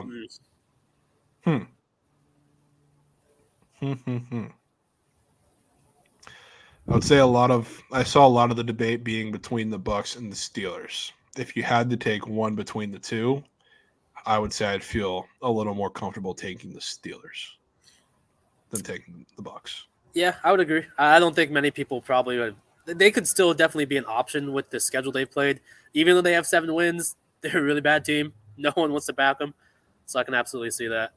Yeah. And I mean, if you have a good team on the backside that you still have access to, I mean, if you still have the Jags, take the Jags. I doubt people still have the Niners, but if you still have the Niners, take the Niners. Yeah. I mean, I don't know who anybody else would have left, but. So let's see if this logic makes sense to you. So to find some of my bets, I want to think the opposite. I want to say, hey, who people picking for Survivor this week? Are they going to shit the bed? That logic brought me to the Browns. So just another – because, again, why not pick Matt Stafford at home against Joe fucking Flacco, who's been on the team for, 2 weeks? Seems pretty easy. So that's what kind of brought me there, because I don't think that game's easy at all. Yeah, that's a pretty tough game. According to chat, they said they're going Ravens against the bye week this week. Breaking news. Can't lose. Yeah, can't lose. Yep, interesting selection there. But yeah, that's where I stand on the topic. We can hop into CBB. Did you bring any CBB to the table with you? Not a lot I love. I will say I saw on the bottom ticker there. I was going to ask you about it. Now I have to play it. The St. Mary's under. I will now play that. I love that when I looked at it. Yeah, I mean it's interesting because I mean they're coming off of a spot obviously, which was a relatively similar game, and I didn't play it, but I kind of thought it would be them, regardless how the game turned out, kind of slowing down Utah's shooting. They didn't do that in the slightest, and a lot of that came in the second half. So that game, I think, touched 150 or near it, just about 149. So I mean, just about. So going on the road here, which is an interesting spot against Boise here. This just feels like a masterclass defensively, and I can't trust their offense to stay in this game. But on the other side, you have a Boise team that's built pretty similarly, kind of inside out. The one thing that I've seen that's a big difference from them and Utah in this game, like they shoot a lot, they're not nearly as good at it, but they're also not efficient from inside the arc. Like a lot of their shots, they take really tough shots in the paint. So like if you're trying to do that against the St. Mary's team, I don't want to trust St. Mary's to score or need to score to win a game or hold a game down to a really close, low-scoring battle. But if you're going to take tough shots all game against St. Mary's, where you're going to have a little bit of the size disadvantage, be my guest. So I think with that total coming down after what we saw last game from St. Mary's and Utah, I think that's all the telling that we needed in the world. Completely same page, so I love that you're on that. Yeah, love that. Anything catching your eye on the board? There wasn't a lot. I will say I do kind of lean Maryland against Indiana. I saw the quote from Mike Woodson this week. Did you see it by chance? I think I did. Let me pull it up just so I can get verbatim. But I think it was the stupidest fucking thing to say in the world. Yeah. It's about how bad they are at shooting threes. Think so. I'm trying to find exactly what he said. Maybe we'll be the team that makes the tournament not making threes. You ever think of that? I think that's fucking stupid. There it is. Yeah. Why would you say that? Yeah, that's wild. That's crazy. I mean, they're 5-1, and I get it. Their guard play has been really good this year. I think Maryland's way better in every aspect. I know you and I love us some Julian Reese. I don't think Indiana could really match him in what he does athletically. But I just want to fade that comment, man. I really do. I think that's so stupid. Yeah, I will say, I mean, the one thing I have a very tough time with, and I don't know, I was talking with this to Jen, and it worked. It's been working pretty well the last couple of days, finding these first true road games for teams with a lot of pieces, and especially in the Big Ten, where these home environments have been so key for years now. I have trouble taking a Maryland team +3 on the road, which, I mean, you can argue it's a little short, so that's part of the thought process there and taking the Terps. But yeah, I don't know. I want to really pick my spot if it's with a road team. So not that I disagree with you, but no, I totally understand. Spot kills me, and I don't know what to say. I mean, he's asking about this total. Because like I would think that this is a little high if this was any time outside of Maryland just putting up 100 Yeah, in they- their last they've game against both been Ryder, and scoring a then fuck ton. Indiana's been putting up almost 80 a game. So like, Yeah. if this was last year, I would say high total, almost seeing 140 in a game like this. But right now, maybe a little bit of a low total. I agree. So That's what I thought. Big 10 under. I mean, why not? First game of the season. yeah, I mean something's got to give there. Yeah. But speaking of teams playing their first true road game, Let's talk about it. yeah, UConn's going into Fog Allen today. What are your thoughts, man? I mean, I've already seen a couple UConn max plays this morning, which is interesting to me. Which I get it. So I guess at this point they've been the more impressive team, but they've also played, I think, a bottom 15 strength of schedule in all of college basketball to this point. Outside of Texas, nobody. Yeah, I know TCU has the worst, so that's another conversation for another day. But they played some of the same teams, which is kind of the point. So they haven't played much of anybody. I'm not going to say they've played the worst schedule, but it's not great. And Kansas, even though this is a game in the Fog, where, again, any other time, maybe another year, you could say, oh, Kansas catching only 2.5, 3 at the Fog. It's a lot of value for this team. Not right now. This Kansas team, nobody really knows what to make of them. Obviously, they're coming off of, and I bet on this spread last game where they're minus 38.5 against Eastern Illinois. They probably should have lost that game outright. So that was A, a rat shit wager, but B, a rat shit performance coming back from Maui. And now is kind of the time where they lock in. So this UConn team, where they have some guys coming back, obviously, like Donovan Kling and Tristan Newton. There are guys there, but a lot of their pieces are relatively inexperienced. And I don't want to say products of the system because that kind of diminishes their value and effectiveness. But a lot of newer pieces where, like, you can't say you're going to a guy that's been there before, done that before. So if we're talking this new thing that's been working this year, which is first true road games for a lot of these teams, going to the Fog against a Kansas team that has been underperforming to this point seems like a pretty dream spot for Kansas here. And especially when I see a lot of people on UConn, surprisingly, which I didn't expect to see, and the line's starting to tick off towards Kansas. I mean, I like Kansas. I think this is a Kevin McCullough game, if anything. I mean, why not? Why not Kevin McCullough? Because they don't have any other option outside of Hunter Dickinson. Yeah. But I do completely agree. Something, again, I know if DJ was up here, he would love what I'm about to say. So Kansas was minus 3.5 against Marquette, got their doors blown out, or they were handled the entire game. They're now 3.5 again against an undefeated opponent. DJ would be splooging over the Jayhawks. I completely agree. I think it has to be the Jayhawks tonight. I don't see – UConn has been very overvalued so far. They played nobody. Absolutely. They handled Texas, but Max Amos shot like 0 for 22, and he's 5'9". So I don't put much stock into that. I think Texas is also a little overrated themselves, but again, another conversation for another day. They haven't impressed me. Yeah. But we saw Kansas has real issues.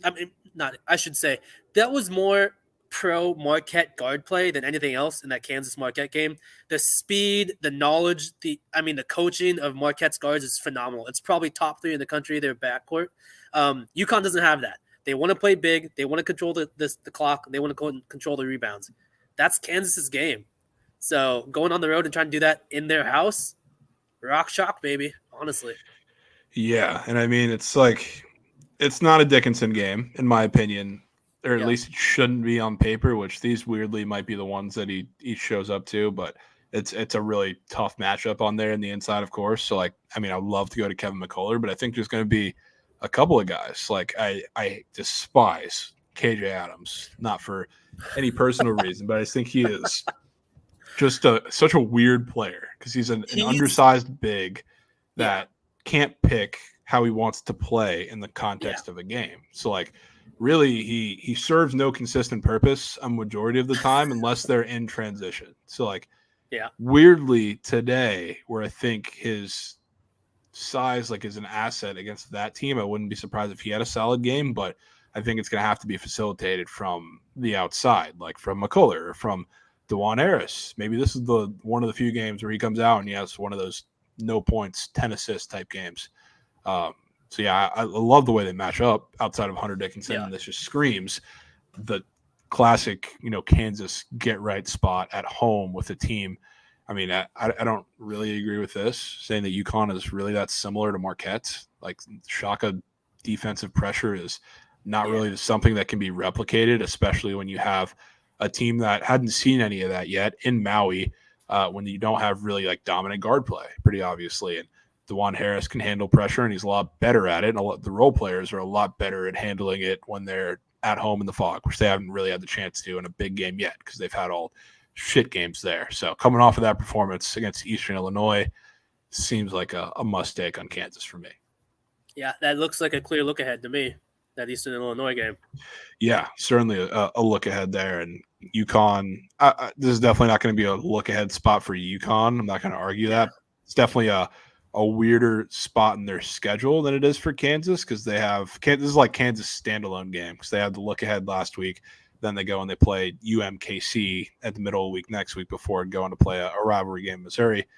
UConn's going straight from here to Madison Square Garden to play UNC with Gonzaga on deck the next weekend as well. So this is the start of them getting actually tested for the next couple of weeks. We'll see how they fare in the fog. Yeah, so I think we're on the same page. It's rock chalk, baby. Yeah, we are for sure on the same page there.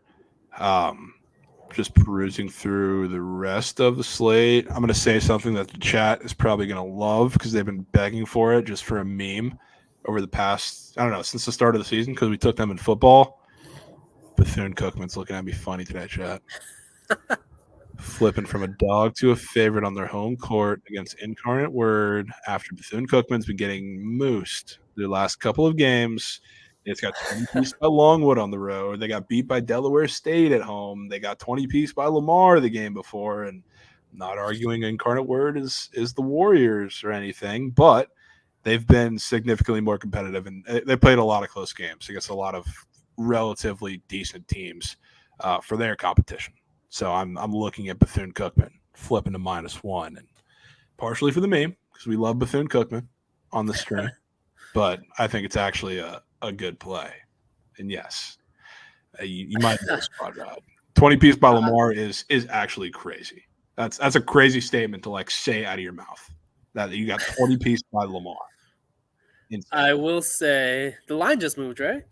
I saw. Went down to -1. There's 1.5. No. Yeah, not worried about that.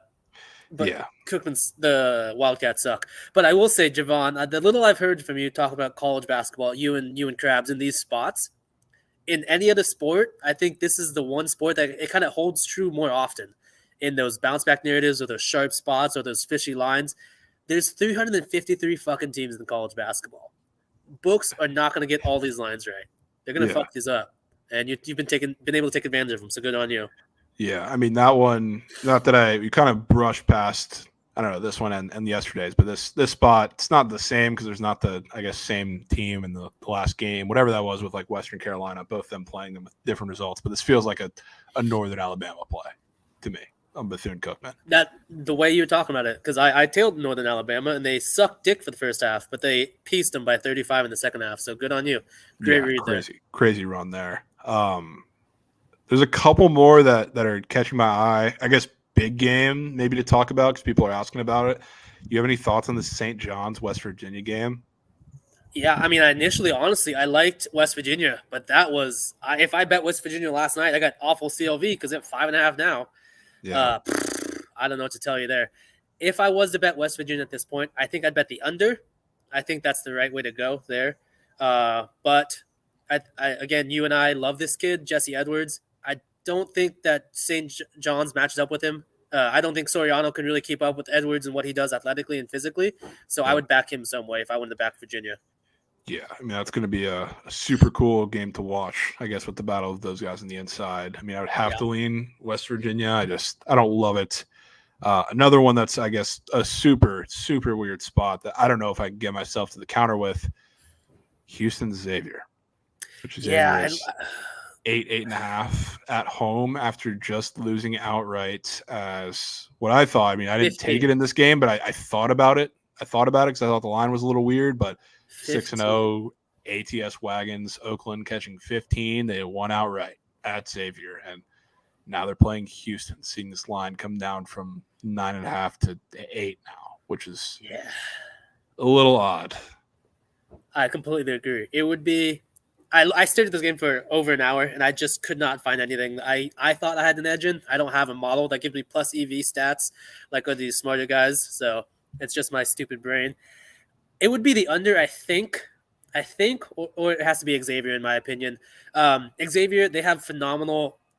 They have a phenomenal team. They have a good rapport. That's not something Houston's really seen this year in their opposing teams that they face. They've placed a lot of dog shit teams, so I don't know if they're overvalued.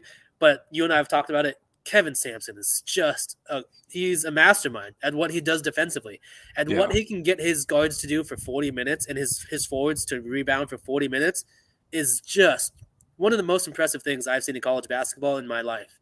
Just how consistent he's been with moving his players in and out. If LJ Cryer doesn't score 20 to 25, I don't know how Houston can win by more than 8. And what's keeping me around that same thing is too, like around the line and everything. But this is a heavy defensive team who relies on usually one guard in a given game to have a big game, and you know what it is? It's their first true road game, and that is a potentially golden spot. I mean, I think I'm going to go to Xavier. I'm going to get to the counter there. It's just I know what I'm getting into with that. It's just the spot matches up with Xavier off of a embarrassing loss as massive favorites.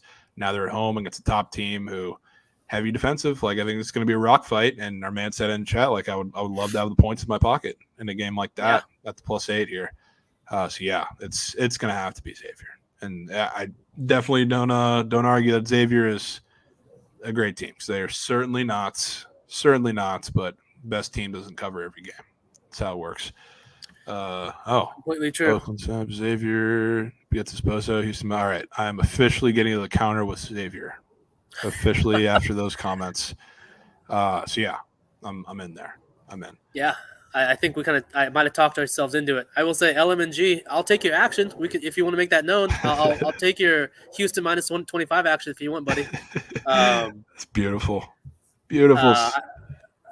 Purdue Northwestern. Do you have any thoughts there? Yeah, I mean that's probably one of the more popular sharp dogs today. I don't know if I can get to the counter with that one, partially because it also just happened last season in the same spot. So I'm not really sure where like the public is at with Purdue because they've been, I don't want to say dominant because they've skirted by a lot of these tough games. Not like they've destroyed teams except for like the second half of the Gonzaga game. Tennessee game was a great game, close all the way through. Marquette, kind of same deal. So I don't really know. It seems like Purdue's still a team that a lot of people like to fade just because they're the Zach Edey show. So if they were a little more favorable in the public eye, maybe I would go to them in the spot. But after it just happened last year, I'm not running to it. Definitely not taking them though. Like this is a really tough spot. First game of the conference season where we saw last year. I don't know if that was in the same spot, but a lot of the teams in the Big Ten fell in that first conference road game too. So it's not a spot where I want to back them in. I think this one is gross. Probably like the under more than anything. But yeah, that's the one popular sharp dog that I will not get to the counter with. I agree. And not many people I was wrong about Northwestern this year. Boo Booey's still doing amazing things. I thought they're going to be not good. But they haven't started conference play yet, so I still hold some reserve there. But most people probably don't know Northwestern has one of the only bigs in the country that can kind of play with Edey and Matt Nicholson. So I would love to see if Edey scores 20 and then 8 rebounds and 5 assists. If he's not doing a 40 burger in the triple double, can the guards carry the load? Because again, consistently we have not seen it. Consistently throughout the previous years. They've done it this year, so I'm glad for them. Can they do it on the road in conference play? I think, like you said, this is a sit back, and this is more of a learning lesson for myself. We don't have to bet every game. This is definitely just taking notes on and seeing what they do on the road. Yeah, I think this game is super telling of what we're going to get from Purdue for the rest of the season. We'll see if they can do it. I think, not that I think Northwestern, I mean, right now they're one of the teams that's kind of hanging around like that upper second tier of the Big Ten, I guess you could say, just because they haven't really had the most challenging schedule at this point. They've looked pretty impressive against the teams they should. We'll find out. We'll find out very quickly. Yeah, this is just a learning lesson for me, so I think you're on the same page. Yeah, I'm right there with you. Couple games quickly mention before we get out of here. Charleston Liberty game is a popular one. That's another one that I've seen today. Charleston catching 4.5 points on the road against Liberty, who are not on the road. I think it's in Boca Raton, so neutral site. But that game is confusing. I don't know if I want to fade Liberty, but is your head at a specific spot here? Yeah, so I didn't take too long in my brain to find this as this is a public road dog. If, again, quote unquote road, people want to back Charleston. People want to fade Liberty for some reason consistently. They're a really good basketball team. I know they're in Conference USA. Not a lot of people watch them. A lot of people know Charleston because they were in the tournament a couple years running. So I don't want to fade Liberty. I don't think this is a good spot for Charleston. I don't think they match up well. Liberty just shoots 80% from three, and until they change something, I don't want to fade them. Yeah, it's just like I don't know. It's a lot of steam in this game. So I think Charleston opened up like 8.5, which is like, I don't know. I'm not against chasing steam if you like to play enough and you like to spot enough, but when you're fading a team like Liberty in a neutral site game, that's probably not a game that I really want to get involved in. But they did take a lot of money though, so I mean, there's a reason for it. I could see it being pretty close, but I am not there. And yes, rumor does have it. Just might be Krabs, 4 or 5 king of the board play. Good luck, Krabs. I'd love to know what number you got of that, but a lot of the games we've talked about have seen positive CLV, I guess the way we're talking. They're not all going to hit. And this feels like one of the plays that just 5 points of movement does not even come close to even the original 9 opener. Yeah. Well, there's 2 more quickly that I'm eyeing here because they're pretty strange spots. I will say, I guess they've moved in your favor too, but like LSU catches my eye a little bit against Sela at home. Both after LSU, I mean, that was embarrassing. Everybody was on them. That was a pretty popular thing too, and goes along right with the narrative of avoiding these teams in their first true road game. One on the road to Syracuse, I think it was just about a pick 'em line, maybe a point moved towards Syracuse. They got 20 piece in that game, lost 80-57.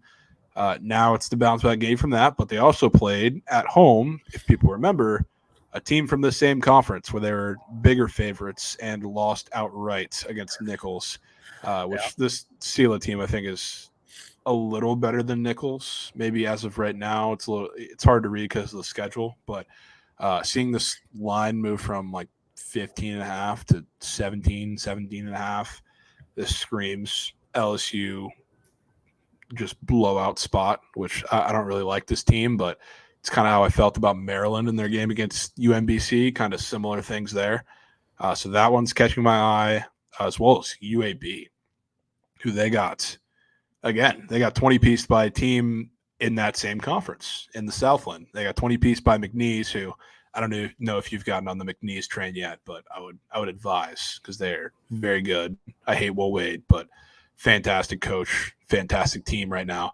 They won on the road, 20-piece UAB, and now we see this line against a Southern Miss team that's not very good. I'm not going to try and paint that picture exactly, but they're a much better spot right now. They finally covered a game and won outright as a dog on the road against Milwaukee, and now they're going into UAB, where McNeese just went in there and dominated them for 40 minutes.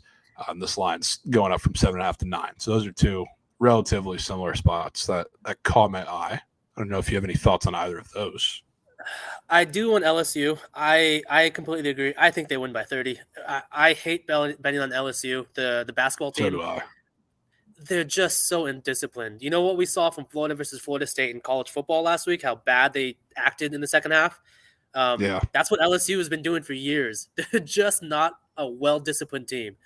That being said, if there's a team where they're just pure athleticism can overwhelm a much worse opponent, it's tonight's game. This is a game no one's looking at, everyone's looking over, and I think that LSU just absolutely rolls. What I also do like is for bigger spread teams and bigger spread favorites, I should say, I want to see their next game and how much time they have off. You know, if they have a game in 2 days, usually they start playing slower in the second half. They have 8 fucking days until their next game. LSU is going to run their horses for 40 fucking minutes. Yeah, So and it do helps think- too because like Sela plays super fast tempo, super. I mean, a lot of it's to their detriment sometimes, but they play up tempo, a lot of turnovers, a lot of sloppy basketball. So I mean, if that's the case, that could be key. That could be the difference, right? Yeah, there. that's exactly what Ellis. Just let them. Don't even let coaching come into it. Just let their pure athleticism overwhelm the Sela guys. I'm with No that. opinion much on UAB, honestly. So sorry there with Southern Nah, I Miss. figured you'd have one of two there, so wanted to bring them up. I have one college football prize pick square if you have time. I wanted Let's hear it. to ask you about it. Let's hear it. So it's Dylan Johnson under rushing yards. What are your thoughts there? Yeah, I mean, I think he's going to get clamped in this game, partially because I don't think they can afford to rely on the run game in this game a lot, with what I think is going to happen with this game. Because first of all, like, I think it's going to be a lot of ball control, at least initially, from the other side of the ball. Like, I don't think Oregon's going to be as explosive as people expect right out of the gates, because I think it's going to be a lot of Bucky Irving. So when you come back on the other side of that, anytime you've seen Washington on the other side of some ball control, they sling the rock. And this is a really good front seven for Oregon too. So I don't think you're gonna have much success. So I know a couple people like that in chat. I'm with you there. Dylan Johnson. Cool. You can pair it with Tez Johnson on the other side. It's receiving yards. Over? Yeah. I like that. I saw Washington's actually bottom 5 percentile in rushing plays per game. Not rushing yards, just rushing plays. So we see it. Penix just fucking slings the rock in a game script that she should be kind of scripted out of pretty early. I think this is I'm a big fan of this play when I saw it, when I found it. Yeah, I mean, they better be throwing as much as they do with Penix is great, but they have a damn near NFL receiving core. So they better be throwing the ball. If they didn't, it'd be a waste. But yeah, maybe it's that time to start crafting the squad right here. Maybe it's time to get into it. Play the clip, Goots. Get us ready. Let's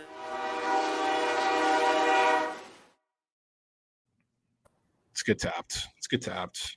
It's what we're. You want to go first?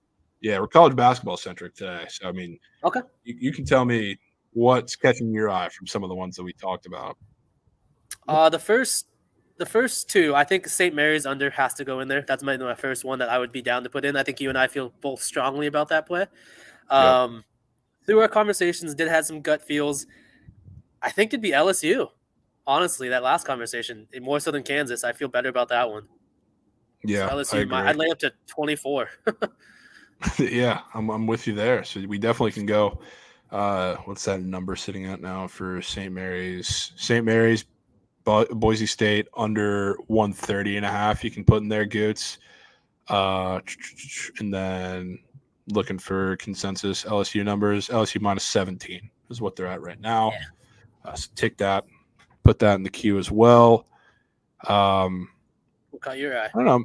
I'm pretty fine to put Kansas in there too. I would be very comfortable with that. Lay the points with Kansas there. Put Kansas minus 3. If you think about the other way, a one possession for you, an undefeated UConn team, it feels pretty comfortable.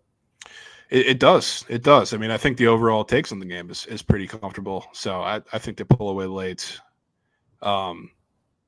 Yes, we can put Bethune-Cookman money line in the vote. Bethune-Cookman. Yeah, we'll put the M out in the vote. We got to for the purpose of the stream, and I think it's a good play. I'm going to be playing it. So kind of goes without saying. We don't have much today, though. I don't want to put anything college football wise in the squad, right? To be honest with you, because I feel like it's probably Oregon or nothing. Yeah, you could blindly put Little Rock up there against Arkansas State. Those are wagons. Little Rock, dude. Little Rock is literally the Sharps' like best team of all time. They're like the dream team for Sharps. It's crazy. You know, I don't have much else than those 4 that we talked about. Yeah, I was gonna say I'm cool with those 4. Run that 4 guys, your Gates, and get it going. Get your votes in. Don't just vote for Kansas because it's the biggest game. Vote for what you think is going to be green. Because to be honest with you, I think I like the plays kind of across the board. It's not a favorite. Yeah, I like them all. But I was kind of, just while we're waiting, I was kind of the opposite side of you on the Washington game. I think my favorite play is Washington total team under. Really? I've watched them the last 2 weeks. They've gotten outpossessed. They've gotten outgained. Now they're playing on the road and travel from Washington up to down to Vegas, which is a lot farther than people think. And they're playing on a short week. I think Oregon just kind of rolls like physically and dominates them, honestly, man. Yeah, I mean, it's not that I disagree. Oh, fuck yeah. I think. Come on. Oh yeah, Let's go. go. Sorry. Yeah, you can't do it like Krabs. Krabs is his own brand, man. He's one of a kind there. Yeah, it looks like Bethune-Cookman's out of some leads in the poll. We love that. We absolutely love that. They're either going to win or they're going to get smoked by 30. There's going to be absolutely no between. I definitely give my vote to LSU though. I think that's probably between that and the under, probably the best place in that vote there in the poll. But yeah, I do like that under a lot. I like that we're on the same page with that. I like that nobody's voted for it either too. Yeah, I love that. I got to decide what I'm going to do for my king of the board place because Krabs, I believe, has his 2 in. He took Houston, Gooch? right? No, he took No. not Houston. It was the game we talked about. That was Charleston. Charleston, yeah, Charleston. that's one of them. So you're up right now, right, Javon? No, it's tied. No, I mean, kind pretty of. much. Yeah, Yeah. I've had one more play than him, so like I'm probably technically so down a little bit. You should take so I fucking need- Charleston. Well, no, yes, Charleston. No, I'm gonna say you should take Liberty. Because if you have one more play and then you're winning, he can't catch up to you because one of you is gonna win, and the worst you could do is get tied. Well, the thing is, I think we're doing it by units, and I've had a couple minus 120s in there, and he's had a couple straight lines. So I might have to cook a little alt line by a point or so to get my juice up, or just play a dog just straight up in some fashion. But these are probably the plays that I would pick from, so not ideal. Sell some points with the under or LSU. Go up to 20, go down to minus 120.5. Yeah, I might put LSU up there. I might do it. I'm gonna have to figure it out. Chad, what are you thinking, man? LSU alt for all the milk? This would be the game. This could be the game. The Wildcats, huh? I can't imagine 10 people in this chat even know that was their mascot. I love it. No, they probably do after the football squad ride. But it looks like we're going right back to it again. Let Bethune cook. Bethune-Cookman money line squad ride against Incarnate Word tonight. You got Oregon, Washington. You got a Kansas, UConn. Great games, but the real eyes are on Bethune-Cookman tonight at home. And I don't even know what their stadium's going to be called. We'll call it the Jungle tonight for the Wildcats. Auburn doesn't play in the Jungle. It's Bethune-Cookman, and they're winning tonight. Bethune-Cookman money line. I don't know how that won the vote, whatever it may be, but I might have to alt it up for the king of the board play. Appreciate you, Matt, coming on, talking some NFL, CBB, filling in. Absolutely beautiful. Thanks for having me, Javon. I appreciate it. Yeah, of course. Always welcome. And Bethune-Cookman money line squad ride tonight, fellas. Let's win some bets tonight. See you guys. Let's win Good luck some on your bets, this guys. weekend. Let's have a day. We'll be seeing.